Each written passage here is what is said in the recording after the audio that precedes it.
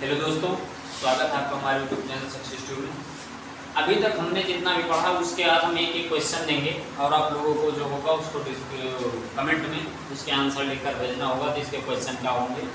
फिलहाल अगर जो उससे पहले वीडियो नहीं देखी उसको देख करके वो आंसर लिख सकता है, क्योंकि पूरा बेस्ड फार्मूला है, फार्मूला के बेस पर पूरा रहेगा। और वैसे वीडियो हम ज़्यादा से ज़्यादा 3 या 4 क्वेश्चन देंगे, ज़्यादा देंगे नहीं।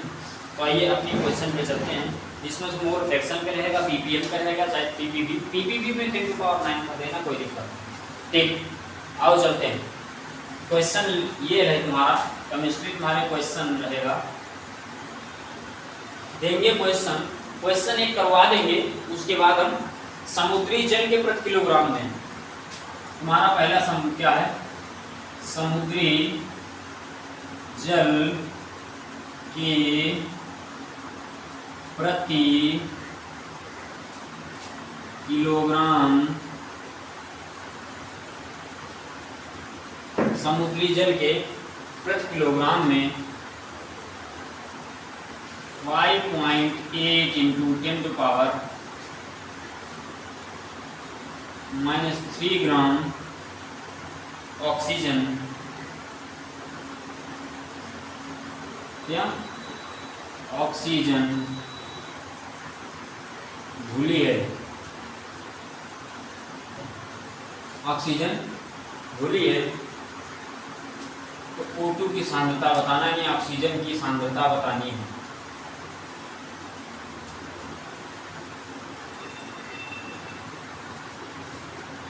ऑक्सीजन की सांद्रता ppm ज्ञात करें, ppm प्रूव करना। हमने बताया था ppm क्या होता, ppb क्या होता। मैंने क्या बताया था कि जितना भी तुम्हारा सॉल्यूशन होगा, जो सॉल्वेंट जितना मिला करके होगा उसमें सॉल्यूट की मात्रा जितनी होगी, 1 ग्राम सॉल्यूशन में जितनी सॉल्यूट की मात्रा होगी उसको हम ppm कहते हैं। हमने बताया था कि 100 लीटर पानी में रिक्ति से क्लोरीन मिला दिया जाए तो उसी को बोलते हैं ppm, यानी वो जो विलायक वो विलायक, तो विलायक में जितने 1 किलोग्राम विलायक में जितना भी ले की मात्रा होगी उसका नाम क्या है। तो उसको मैंने बता दिया था कि कितना विलयन लेना है, कितना विलय लेना है। हमने क्या बताया था, यदि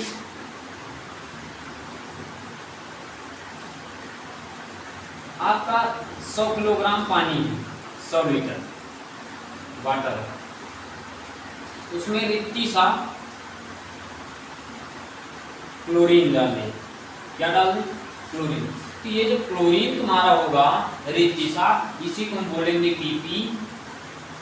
मैंने बताया था पार्ट प्रति मिलियन, ये इसको जो जिसने नहीं पढ़ा उसको पढ़ ले जाकर की। तो बाबू इसमें तुमको बताना ppm, इसमें क्या बताना है ppm। मैंने बताया था ppm का फार्मूला क्या होता है।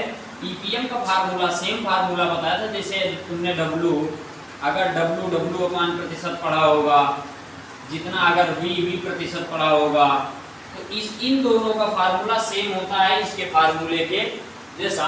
तो इसका फार्मूला क्या होगा ppm का, मैंने बता दिया था। ppm का फार्मूला होगा कि ma जो अपान में ma प्लस में mb इंटू में 10 to the power 6, इससे मल्टीप्लाई कर दो, आंसर आ जाएगा। अगर आपको ppb बताना, पार्ट्स पर बिलियन, तो ma प्लस में ma प्लस में mb इंटू में 10 to the power 9, इससे मल्टीप्लाई कर दो, आंसर आ जाएगा। अगर ये लीटर में नहीं है तब, अगर लीटर में दिया है तो इससे मल्टीप्लाई नहीं होगा, ये आप चाहिए। इससे पहले वाली क्लास में हमने पढ़ा दिया है, तो यदि आप उससे करना चाहें तो क्या कर सकते हैं आराम से। ये तुम्हारा होमवर्क के सारे क्वेश्चन रहेंगे, इसका ये फार्मूला बता देंगे। आपका फार्मूला के बेस पे लगेगा आपको कि WA बराबर WA प्लस में WB, यानी MA बराबर में MA अपान में MA प्लस में MB इंटू। तो आपको यहाँ पर WA दे रखा है, WA कितना दे रखा है ये देखो, प्रति किलोग्राम, यानी समुद्री जल के प्रति किलोग्राम मतलब 1 किलोग्राम यानी 1000 प्रति किलोग्राम करना ना, तो प्रति किलोग्राम में क्या दे रखा 1, 1000 प्रति किलोग्राम में क्या है, देखो प्रति किलोग्राम पढ़ लो ना, तो प्रति किलोग्राम में तुमको क्या था, प्रति किलोग्राम यानी 1 किलोग्राम, 1 किलोग्राम में 1000 ग्राम, तो 1000 तुमको दे रखा है, तो इसका अपन 1000 इंटू 10⁻⁶ जितना आएगा आंसर। ठीक, अब अगला क्वेश्चन कौन सा, अगला क्वेश्चन तुमको हम बताना है, अगला क्वेश्चन बढ़िया, अगला क्वेश्चन देंगे तुमको अच्छा देंगे। 36 ग्राम जल, 36 ग्राम जल क्या कह रहा है, 46 ग्राम एथिल एल्कोहल, 46 ग्राम हमारा एथिल एल्कोहल तथा 32 ग्राम मेथिल एल्कोहल, मेथिल एल्कोहल मिलाकर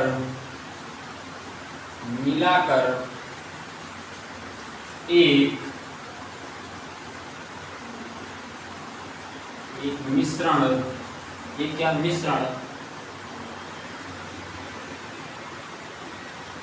बनाया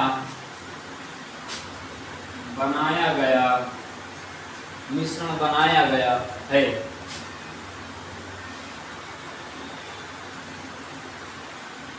विलयन में प्रत्येक का मोल अंश कितना है।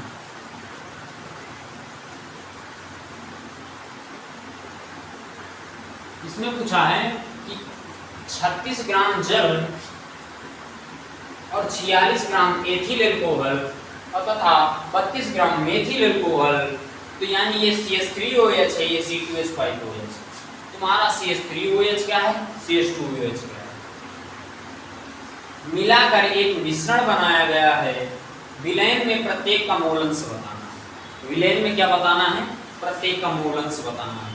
हमने क्या बताया है, इसका 36 दे रखा है, इसका 36 दे रखा है, इसका 46 दे रखा है, इसका 32 दे रखा है, तो 36 ग्राम जल है, जल कितना होगा 36 ग्राम, इसको देखना 36 ग्राम जल है, तो अब तुमको मोल अंश बताना है, यानी तुम्हारा क्या होगा मोल बताना। पहले मोल जानो क्या होता है, इस फार्मूले पे लगेगा शुरू में, पहले मोल बराबर क्या होता है,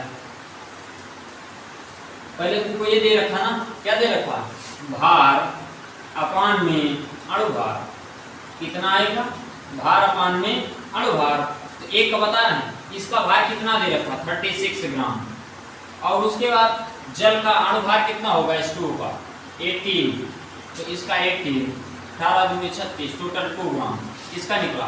अब इसी प्रकार इसका निकलो, 46 ग्राम तुमको क्या दे रखा है, एथिल एल्कोहल। अगर ये सारी चीज नहीं पढ़ा है तो आप लोग इससे पहले वाली वीडियो में जाकर के मैंने मोल अंश पढ़ा दिया, मोल अंश क्या चीज है। बाकी मोल अंश हमेशा एक ही होता है, चाहे जितना जोड़ लो मोल अंश हमेशा एक ही रहेगा।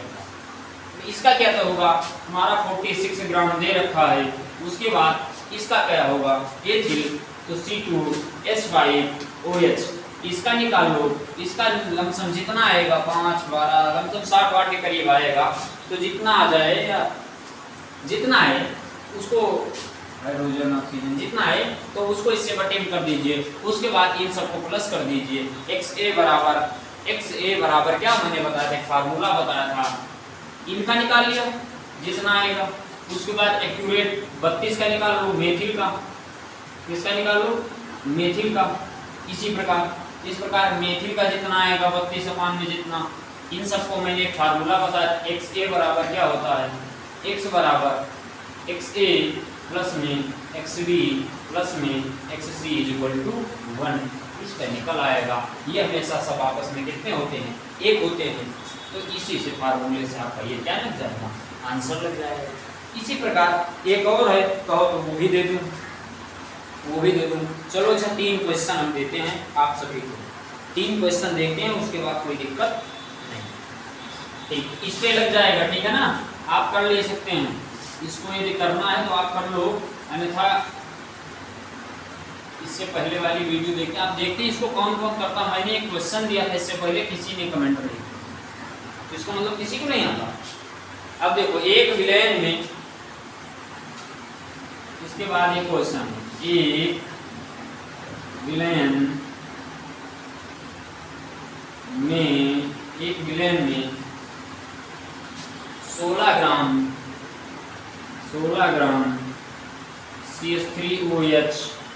CH3OH एवं 90 ग्राम H2O उपस्थित है।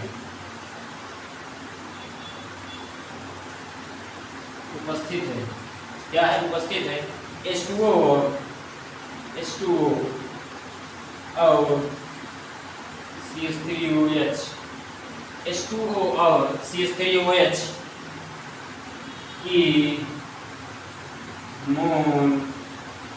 की मोल प्रभाज या मोल भिन्न भी लिख सकते कहीं कहीं, तो कृपया इसको मोल भिन्न मोल प्रभाज भी बता देंगे क्या होगी। ये तुम्हारा आंसर। क्वेश्चन क्या करा, एक विलयन में 16 ग्राम CH3OH एवं 90 ग्राम H2O उपस्थित है, H2O के CH3 मोल प्रभाज क्या होगा। आपको अगर कहीं पर दे दिया जाए मोल प्रभाज, कहीं दे दिया जाए मोल अंश, आपको दे दिया जाए मोल भिन्न, तो आपके ये तीनों होते हैं सेम। इन सब का इंग्लिश मीनिंग होता है मोल फ्रैक्शन। और जो मोल फ्रैक्शन होगा इसको उसी प्रकार निकालेंगे, इसको उसी से फार्मूला लगाएंगे। मोल बराबर मैंने क्या बताया था, भार अपान में अणुभार।